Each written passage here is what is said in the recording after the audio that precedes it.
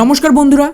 তো বাংলাদেশ ভারতের ফাঁদে ফেসে গেছে এবং এই মুহূর্তে গোটা দেশটার এমন পরিণতি হয়েছে যে ভারত মাত্র কয়েকদিনে বাংলাদেশের 50টা ফ্যাক্টরি বন্ধ করিয়ে দিয়েছে, যার থেকেও কম করে বলা হচ্ছে যে প্রায় 2 লাখ বাংলাদেশি কাজ হারিয়ে পথে বসেছে, যেটা কিন্তু বিরাট বড় একটা ঝটকা বাংলাদেশের জন্য। কেননা যা ঘটেছে তার বিরুদ্ধে রীতিমতো বাংলাদেশের ব্যবসায়ীরা ক্ষেপে গেছে আর মোহাম্মদ ইউনিসের কাছে দাবি জানিয়েছে ভারতের বিরুদ্ধে কড়া ব্যবস্থা নেওয়ার জন্য। কিন্তু মুশকিল হলো দেশটা এমনভাবে ফেসে গেছে, যদি ওরা ভারতের বিরুদ্ধে ব্যবস্থা নেওয়ার চেষ্টাও করে তাহলে এতে ভারতের নয় বরং উল্টে বাংলাদেশের নিজের ইকোনমি ধ্বংস হয়ে যাবে।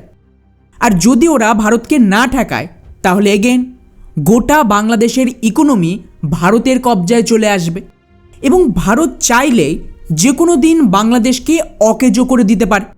আর বন্ধুরা, এটাই হয় যখন অকাতের চেয়ে বড় কারোর সাথে পাঙ্গা নেয়, যেটা বাংলাদেশে হয়েছে। কিভাবে? বাংলাদেশের টেক্সটাইল মিলস অ্যাসোসিয়েশনের তরফ থেকে একটা প্রেস কনফারেন্স করে, যেখানে মোহাম্মদ ইউনিসকে হুমকি দেওয়া হয় যে বাংলাদেশের সরকার যেন আগামী 72 ঘন্টার মধ্যে ভারতের বিরুদ্ধে কড়া ব্যবস্থা নেয়, তা না হলে ওদের আরও কয়েকশো ফ্যাক্টরি সম্পূর্ণ বন্ধ হয়ে কম করেও 9 থেকে 12 হাজার কোটি টাকার লোকসান হবে। আর এর কারণ হিসেবে ওরা বলছে ভারত নাকি বাংলাদেশের যে মূল শিল্প মানে গার্মেন্টস ইন্ডাস্ট্রির মেন র মেটেরিয়াল সুতোর বাজারে সম্পূর্ণ দখল করে নিয়েছে, যার ফলস্বরূপ বাংলাদেশের নিজস্ব ফ্যাক্টরিগুলোই সম্পূর্ণ বন্ধ হয়ে যাচ্ছে। আর এই সমস্ত কিছু হয়েছে গত কয়েক মাস। উদাহরণ হিসেবে এই খবরটা দেখুন, এটা কিন্তু গত বছর এপ্রিল মাসে, যেখানে মোহাম্মদ ইউনিস ভারত থেকে স্থলপথে সুতো আমদানি বন্ধ করিয়ে দিয়েছিল। আমি কিন্তু সেই সময়েও ভিডিও বানিয়ে ক্লিয়ারলি বলেছিলাম এর থেকে লোকসান বাংলাদেশের হবে, ভারতের নয়। এবং ইউনিসকে তো ভারত এই জন্যই বাংলাদেশের ক্ষমতায় টিকতে দিচ্ছে, যাতে আমেরিকার ফায়দা তো হবেই, কিন্তু তার সাথে বাংলাদেশের ইকোনমি ডিস্ট্রয় হয়েও আমাদের লং টার্মে ফায়দা করবে। আর এক্স্যাক্টলি সেটাই হচ্ছে। ইউনিস এই পুরো আমদানি স্থলপথে বন্ধের ফলে যেহেতু ভারতও পাল্টা বাংলাদেশের বিরুদ্ধে ট্রেড ওয়ার শুরু করে ওদের গার্মেন্টস রপ্তানির যে রুট সেটাকেই আটকে দেয়। এতে করে বাংলাদেশের কোমর ভেঙে গেছে। ওরা তো আমাদের জমি ব্যবহার করে রপ্তানি করতে পারছে না, কিন্তু ভারত সরকার কি করে, আমাদের যে সমস্ত সুতো রপ্তানিকারক যারা বাংলাদেশে সুতো রপ্তানি করত তাদেরকে বেশ কিছু ছাড় দেয়, যার ফলস্বরূপ আমাদের সুতো অলরেডি সস্তা ছিল, সরকারের সাপোর্টের পর এটা আরও সস্তা হয়ে যায়, যার সাথে কিন্তু বাংলাদেশের উৎপাদকরা আর পেরে উঠতে পারছে না। এখন বাংলাদেশের যে গার্মেন্টস ইন্ডাস্ট্রি তারা গার্মেন্টস তৈরির জন্য সুতো কিনবে, এটা ছাড়া পোশাক তৈরি হবে না। মুশকিল হচ্ছে যেহেতু ইউনিস স্থলপথে ভারতীয় সুতো আমদানি আটকে দিয়েছিল, তার ফলে কিন্তু আচমকায় বাংলাদেশের বাজারে সুতোর কমতি হতে দাম হুড় করে বেড়ে যায়। এতে গার্মেন্টস তৈরির যে খরচ সেটা সাডেনলি বাড়তে শুরু করে। ওদিকে ভারত নিজেদের রুট বন্ধ করে দেওয়ায় ট্রান্সপোর্ট খরচও বেড়ে গেছে, যা এগেইন বাংলাদেশের পোশাককে অনেকটাই দামি করে দেয়। আর ফাইনালি বাংলাদেশের কফিনে শেষ পেরেক পোতে ট্রাম্পের ট্যারিফের পর। তো এরপর পরিস্থিতি ওভারঅল বাংলাদেশের জন্য মারাত্মক খারাপ হয়ে যায়। এখন ইন্টারেস্টিং ব্যাপার হলো এটাকে কাজে লাগিয়ে ভারত কিন্তু বাংলাদেশকে ডিস্ট্রয় করার একটা পুরো স্ক্রিপ্ট লিখে ফেলেছে।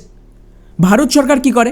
বিশেষ কিছু না, নিজেদের ইন্ডাস্ট্রিকে সাপোর্ট দেয় এবং ওদের কিছু ছাড় দেওয়া হয় যাতে আমাদের সুতো আরও বেশি সস্তা হয়, যার ফলে বাংলাদেশের গার্মেন্টস ব্যবসায়ীরা নিজেদের লসকে কিছুটা কমানোর জন্য ভারতেরই এই সুতো জলপথ দিয়ে ঘুরিয়ে আমদানি করছে। এতে কি হলো, রাতারাতি বাংলাদেশের বাজারে যে সুতোর দাম বেড়েছিল তার সাথে ঘুরপথে জলপথ দিয়ে আমদানি করা এই ভারতীয় সুতোর দাম যদি একটু তুলনা করেন তাহলে বুঝতে পারবেন যে ভারতের সুতো বাংলাদেশি সুতোর চেয়ে 30 সেন্ট কম দামি, মানে প্রায় 15% সস্তা।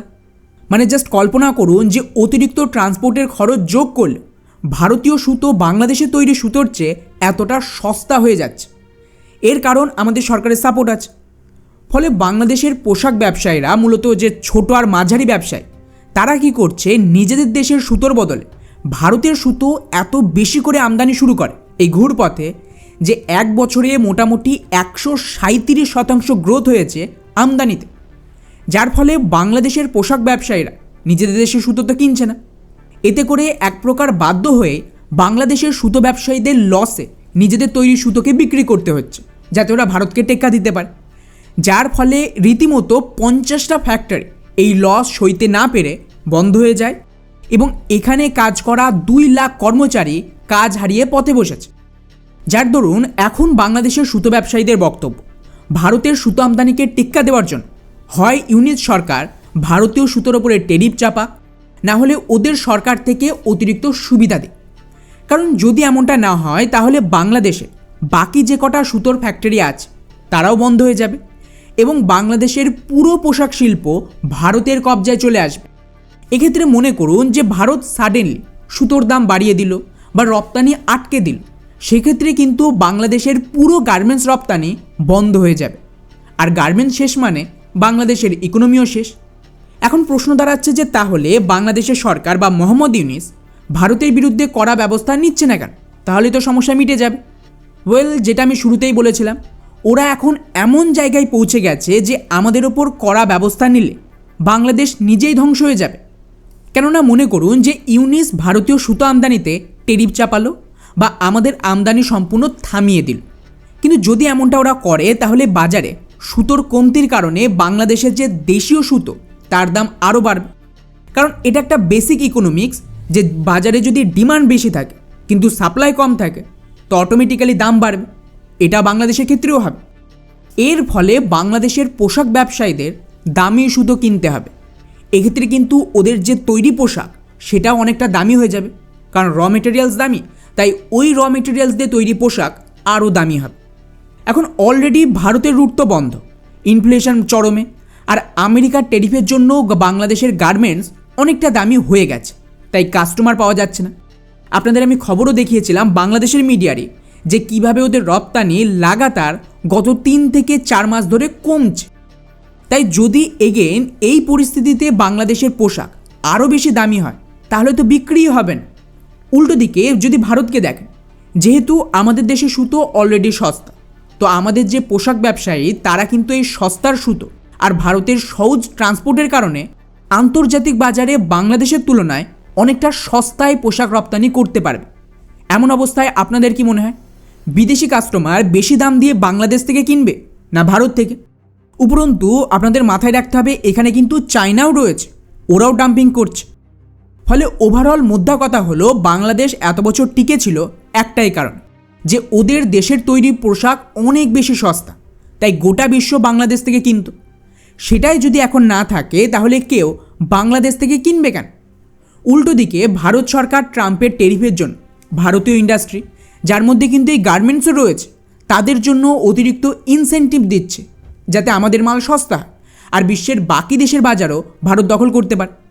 কিন্তু বাংলাদেশের তো এত বড় ইকোনমি নেই যে ওরা আমাদের সাথে পাল্লা দিয়ে ইনসেন্টিভ দেবে নিজেদের এই সমস্ত ফ্যাক্টরিকে। অলরেডি ওদের দেশ IMF, ওয়ার্ল্ড ব্যাংক আর এশিয়ান ডেভেলপমেন্ট ব্যাংকের থেকে ঋণ নিয়ে সরকার চালাচ্ছে। তাই ভারতের সুতো আমদানি বন্ধের মানেই হলো নিজের পায়ে নিজে কুড়ুল মারা। আর বন্ধ না করলেও আজ নয়তো কাল গোটা বাংলাদেশের ইকোনমি আমাদের হাতের মুঠোয় থাকবে। তো বুঝতে পারলেন, বারবার যখন আমি বলছিলাম যে ইউনিসকে ভারত এই জন্যই ঢুকতে দিয়েছে যাতে বাংলাদেশের পুরো ইকোনমি আমাদের হাতে আসবে। অনেকেই প্রশ্ন তুলেছিলেন এটা কিভাবে হতে পারে, ইউনিস তো ভারতের বিরুদ্ধে। আজ বুঝতে পারলেন যে পর্দার পেছনে কী ধরনের গেম চলছে আর কিভাবে ইউনিস বাংলাদেশের ব্যান্ড বাজিয়েছে। বেসিক্যালি গোটা বাংলাদেশের গলার দড়ি এখন আমাদের হাতে। আর একটু অপেক্ষা করুন, আরও মজাদার কিছু ঘটবে যা আপনারা কল্পনাও করতে পারছেন না।